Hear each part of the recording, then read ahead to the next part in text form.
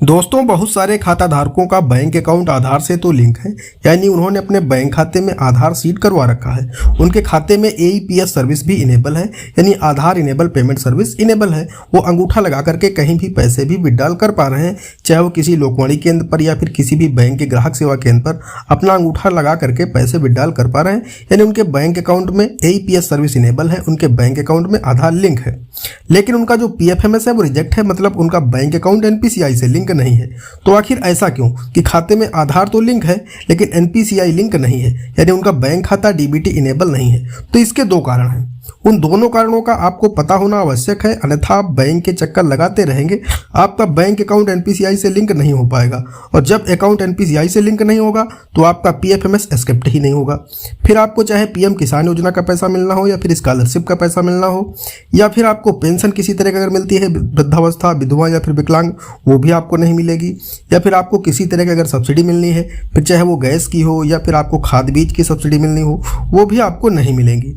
या फिर गवर्नमेंट अगर किसी तरह की कोई भी सहायता राशि भेजती है, ओलावृष्टि का पैसा भेजना हो या फिर सूखा, बाढ़, इस तरह की स्थितियां किसानों के साथ हो जाती हैं, तो सरकार अगर कभी भी सहायता राशि भेजती है तो वो सिर्फ और सिर्फ उसी बैंक खाते में पैसा आ पाता है जो बैंक अकाउंट DBT इनेबल होता है, जो DBT को स्वीकार करता है, यानी डायरेक्ट बेनिफिट ट्रांसफर के माध्यम से।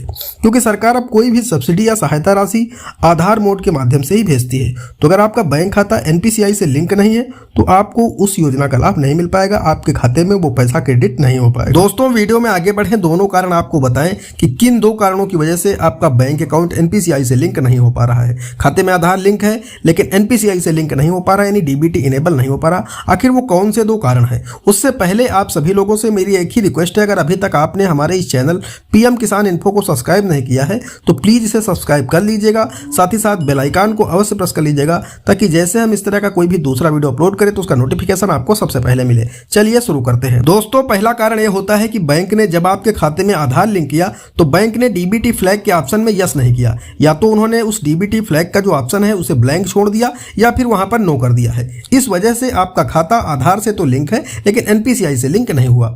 आपके खाते में आधार लिंक है, आप जहां भी चेक करते हैं तो आपका बैंक अकाउंट आधार से लिंक दिखाता है, लेकिन जब आप UIDAI की साइट पर जाकर के चेक करते हैं स्टेटस कि आपका बैंक अकाउंट NPCI से लिंक है या नहीं, तो वहां पर दिखाता है कि आपका कोई भी बैंक अकाउंट NPCI से लिंक नहीं है। तो दोस्तों, ये एक कारण है। पहला कारण तो यह हो गया कि इस वजह से भी आपका बैंक अकाउंट NPCI से लिंक नहीं है। अब बात कर लेते हैं दूसरे कारण की। दोस्तों, मैं आपको बताना चाहता हूं, जैसा नाम आपके बैंक खाते में है सेम वैसा ही नाम आपके आधार पर नहीं है, यह भी एक बड़ा कारण हो सकता है। यानी आपका नेम एज पर आधार होना चाहिए बैंक अकाउंट में। अगर वो एज पर आधार नहीं है तब भी आपका बैंक अकाउंट NPCI से लिंक नहीं होगा। बहुत माइनर से माइनर मिस्टेक है तब भी आपका बैंक अकाउंट NPCI से लिंक नहीं होगा। तो मैं आपको बताता हूं कितने माइनर मिस्टेक की वजह से आपका बैंक अकाउंट NPCI से लिंक नहीं होता है।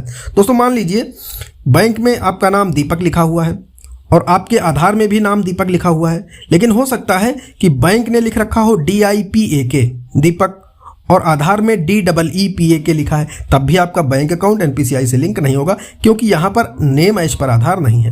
या फिर दूसरा कारण हो सकता है कि बैंक में दीपक शुक्ला लिखा हो और आधार में सिर्फ दीपक हो, तब भी लिंक नहीं होगा। या फिर हो सकता है आधार में भी दीपक शुक्ला लिखा है और बैंक अकाउंट में भी दीपक शुक्ला लिखा है, लेकिन बैंक में दीपक और शुक्ला के बीच में स्पेस है और आधार में दीपक शुक्ला जुड़ा लिखा हुआ है, स्पेस नहीं है, तब भी आपका बैंक अकाउंट NPCI से लिंक नहीं होगा।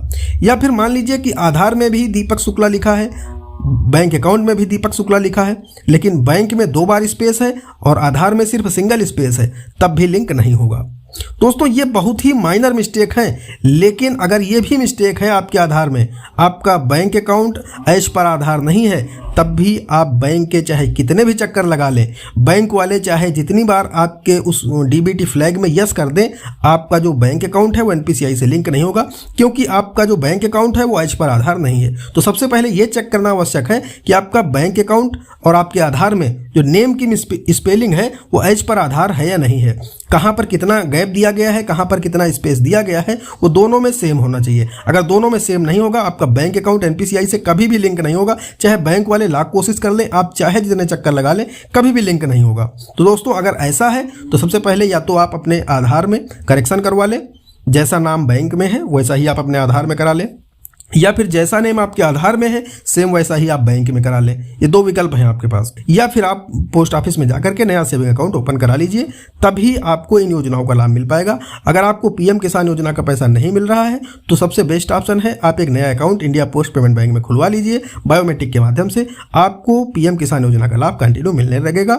आपका जो पीएफएमएस रिजेक्ट है वहां पर एस्केप्ट हो जाएगा। दोस्तों आशा करते हैं जानकारी पसंद आई होगी। अगर जानकारी पसंद आई हो तो प्लीज वीडियो को एक लाइक करिएगा। साथ ही साथ चैनल पर नए हैं, चैनल पर पहली बार आए हैं तो चैनल को सब्सक्राइब जरूर करिएगा। दोस्तों आज की वीडियो में इतना ही। मिलते हैं अगले वीडियो में किसी अगले इंटरेस्टिंग टॉपिक के साथ। तब तक के लिए जय हिंद, जय भारत।